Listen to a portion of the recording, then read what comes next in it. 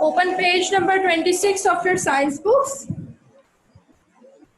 Okay, we have to start from ears. So what are ears? Ears are the sense organs of hearing. So I have told you already in the previous lecture that we have two ears and it helps us to tell that where the sound is coming from. So basically sounds are vibrations in the air.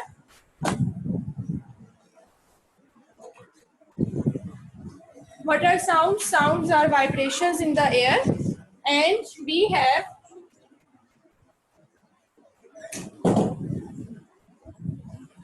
have how many parts of our ears? We have three parts: outer ear, middle ear, and inner ear. You can see the structure in your books. Open. You have opened your pages? Now you can see the structure of ears in your books, that it is having an outer ear, a middle ear, and an inner ear. So starting from outer ear, we have to start from how two ears work. So there is an ear flap. As you can see, the lettering on your books, there is an ear flap, okay? And that is the outer part of our ear, and then there is ear canal and ear drum. So the end is send them towards the canal, and then the ear let these vibration towards the eardrum. And the eardrum is like a drum. When the vibrations strike the eardrum, it starts to vibrate, and then it passes the vibrations towards the middle ear. The pink color in your book, look at the pink color bones in your book. That pink color bones are the three small bones, that is hammer, anvil, and stirrup. These are the three small bones, and they are there to amplify the vibrations.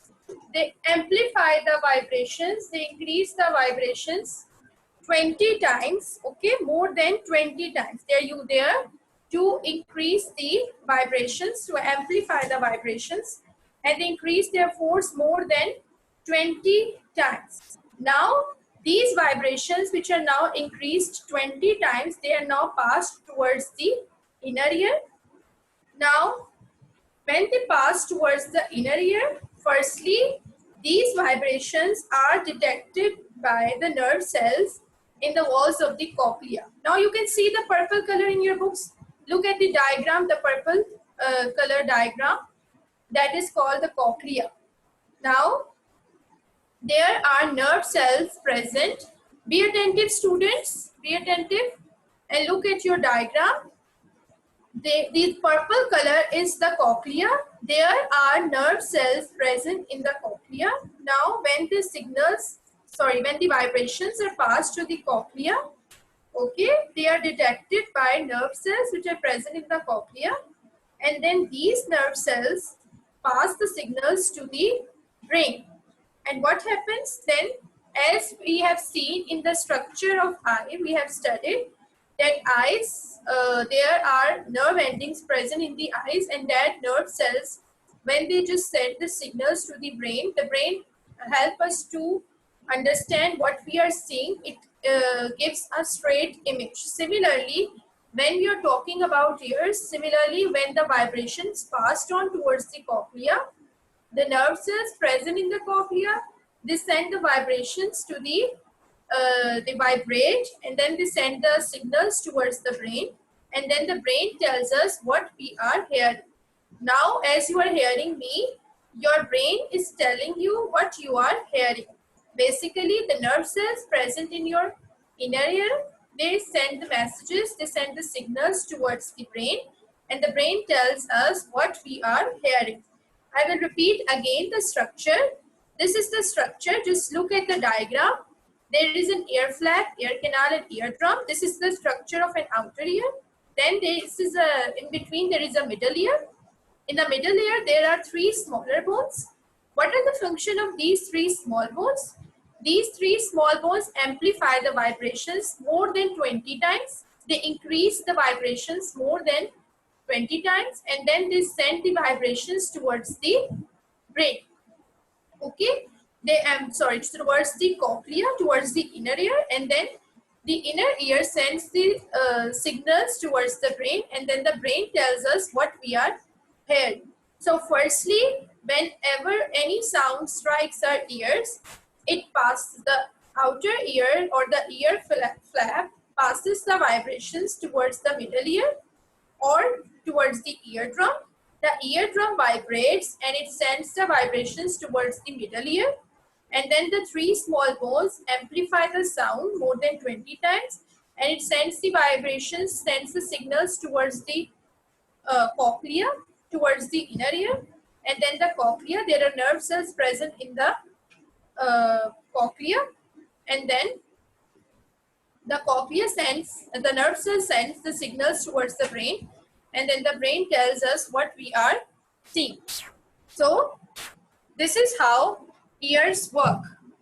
Okay, now what are these semicircular? Okay, at the top right of your page, look at the semicircular canals. There are semicircular canals. Just look at your diagram. At the top right, there are semicircular canals present. What are these canals for? These are organs of balance. Now we sometimes just like हमें जो है वो एकदम से चक्कर आने लगता है, तो उसमें ये होता है कि हमारा जो बैलेंस है कानों का वो डिस्टर्ब हो जाता है, because these are the organs of balance. Okay, they maintain balance. They maintain balance. So these are the organs of balance. The canals lie at right angles to each other and have nerve cells in their walls. Okay, now when talking about inner ear, this is the whole inner ear. Nerves to the brain, the semicircular canals, these are all the inner ear.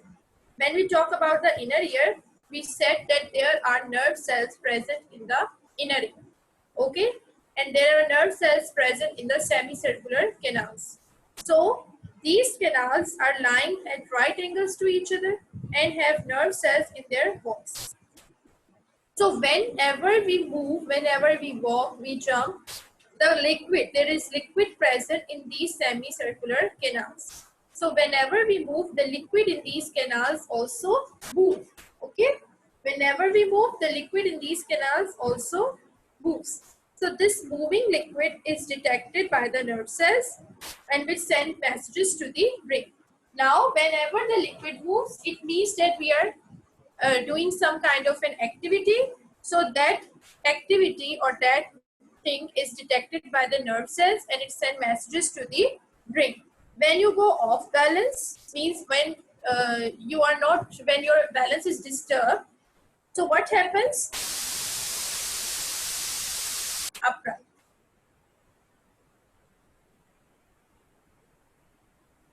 I can't show slides today because there is some problem with the PowerPoint. So I will show you in the next lecture. Okay, I will show you the ear slides in the next lecture. If there is any problem, you can discuss me in the next lecture. Okay. So when you go off balance, your brain tells your muscles to keep you upright. So this is the structure and this is the working of an ear. So we have studied that ear has how many parts? There are 3 parts: outer ear, middle ear, and inner ear. So you have to learn the parts. How many parts? Of outer ear, ear flap, ear canal, and eardrum. Middle ear is having 3 small bones, and inner ear is having cochlea and auditory nerves. So this is basically the structure. And you can see in the picture in your book. Look at the picture of your book. There is an oval window, as well there is an eustachian tube which is extending downwards. So they are for other purposes. Their purposes are not mentioned in your books, but just their names are given. Okay, I'm reading Did You Know? I will repeat once again the topic. First, did you know? Many animals are able to point their ear flaps in different. Okay, whenever you see different animals, like you see a dog or you can see a cat, sometimes you see that their ear flaps. Students, you are not attentive. Sit attentively, okay? So whenever we see different animals, sometimes we see that their ear flaps are standing in a different direction. So this helps them to locate the source of a sound better. When we just see their ear flaps standing, it means that they are listening some kind of a sound. In that direction, they raise their ears in that direction. Okay. So now we have studied the structure of an ear.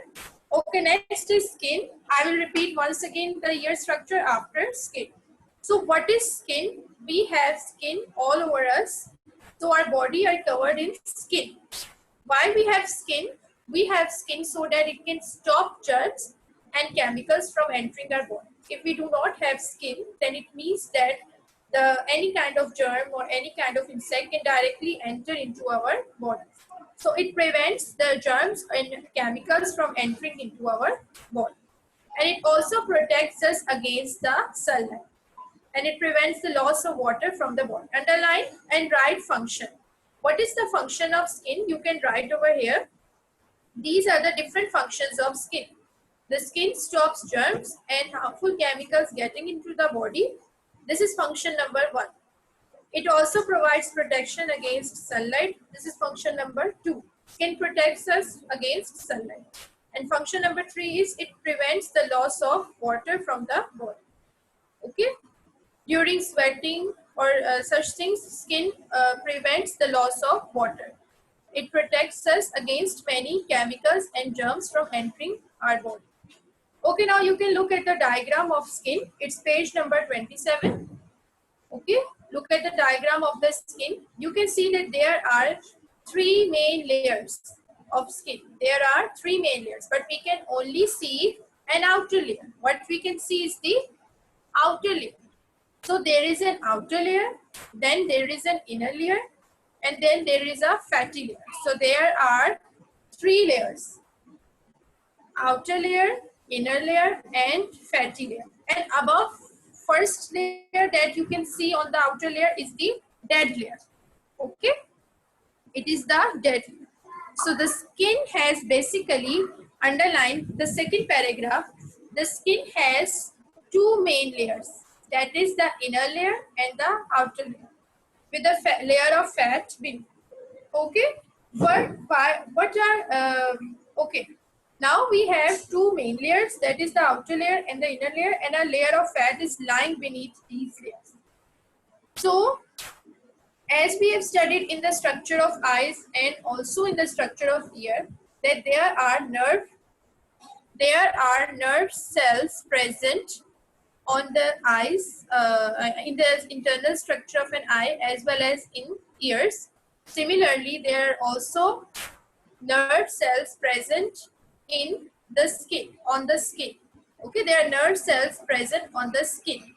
These nerve cells are sensitive to touch, pressure, and temperature. Some also give the sensation of feelings. Any kind of feelings we have, we can just sense them from the skin, because skin have nerve cells, and these nerve cells are directly connected with the brain, because we know that nerve cells take the message, take the signals towards the brain. So also there are nerve cells present in the skin, and these nerve cells also send the signals towards the brain. So scattered throughout the skin, scattered means helium. Scattered throughout the skin are nerve cells, and these nerve cells are sensitive to touch, pressure. Okay, for example, I have given you that example already. If we touch a hot cup of tea, at once we jerk our hand back. Means एकदम हम पीछे कर लेते हैं. क्यों कर लेते हैं? Because there are nerve cells present on the tips of our fingertips. Okay, on our skin. That's why these nerve cells give the sensation of pain. When we just touch a hot cup of tea, at once we know that we have touched something very hot.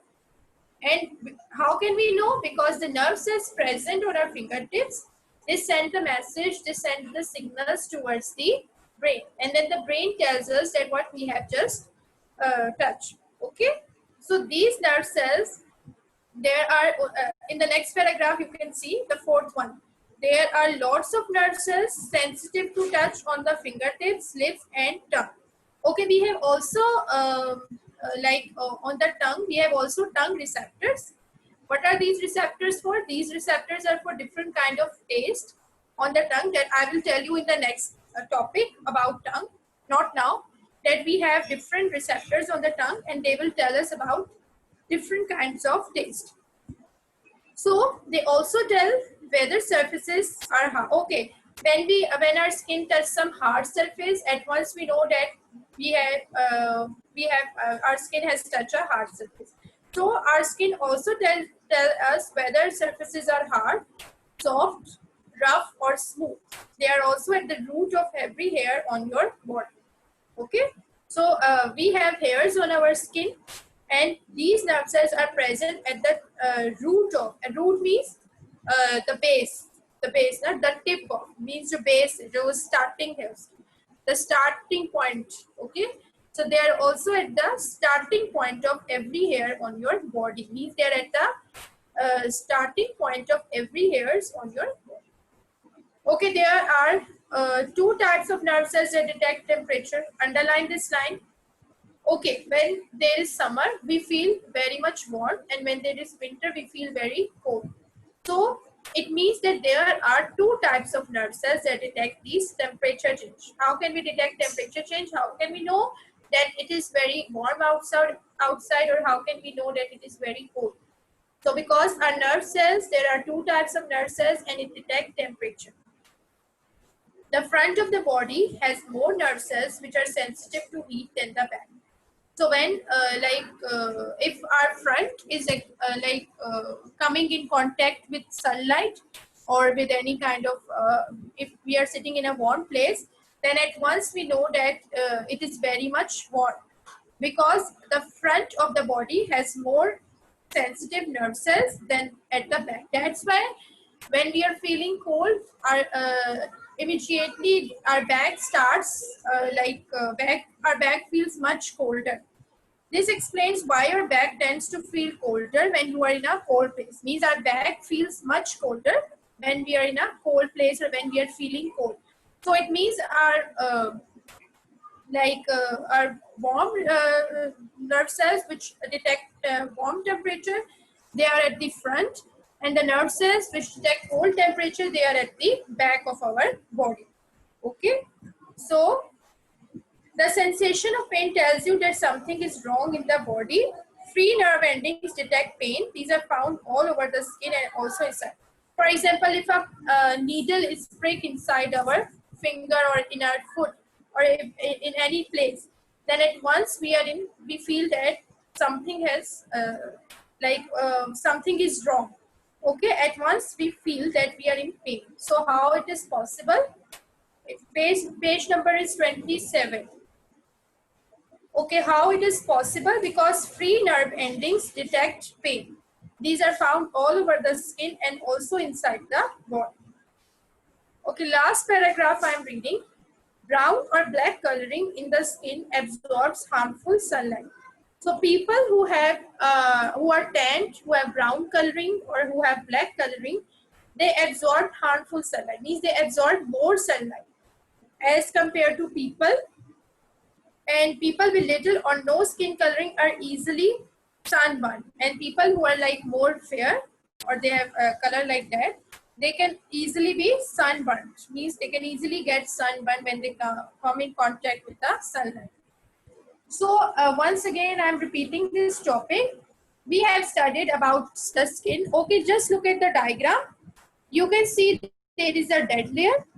Dead layer, okay, our skin's top layer is the dead layer. Means that layer is dead. Okay, and it is replaced again. So outer layer, inner layer, and fatty layer. So outer layer, dead layer is having in the inner layer, there are hairs, okay, which are extending towards the inner layer, and there are also pressure receptors, and pain nerve endings are present in the outer layer. You can see there are pain nerve endings which are present in the outer layer, and there are also cold receptors, okay, and touch receptors are also present in the inner layer. Okay, so the cold receptors and the pressure receptors or the heat receptors, they are coming from beneath the inner layer, from the fatty layer. Okay, so we have studied that skin has two main layers. What are these layers? The outer layer and the inner layer. Okay. So, and there is a layer of fat beneath. And we have studied that there are touch sensitive nerve cells which are present all over our skin. These nerve cells are present to detect temperature change, to detect pressure, to detect any kind of a touch receptor on the fingertips, tongue, anything. Okay. So there are two nerve cells we have studied that detect temperature. There are front of our body has more nerve cells which are sensitive to heat than the back. It means our front feels more warm as compared to our back. Okay. So, and the sensation of pain tells us that something is wrong in the body, that like I have also told you with example that whenever we touch something very much, like if a needle is stuck is prick in our finger or anything, so we at once feel. But how can we feel? Because the nerve cells present at our fingertips or anywhere in our body in the on the skin, they send the signals towards the brain, and the brain immediately tells us that what has happened. Okay. So did you know the skin is the largest organ in the human body? Underline, it has a surface area of about 2 square meters. Okay. Okay, students, now you have to do question answers of page number 26 and page number 27. In the next lecture, we will study page number 28, and we also have to do workbook. Okay, workbook. And long question answers are left of this uh, chapter. Okay, we can do the long question answers at the end. And if there is any problem in the today lecture, you can ask me in the next lecture. Okay. So now I'm going to unmute you so that I can ask questions.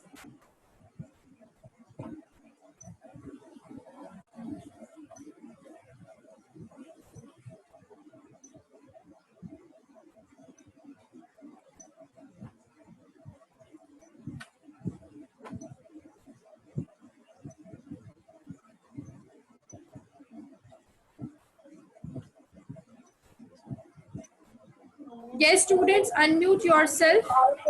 I've unmuted you. Okay.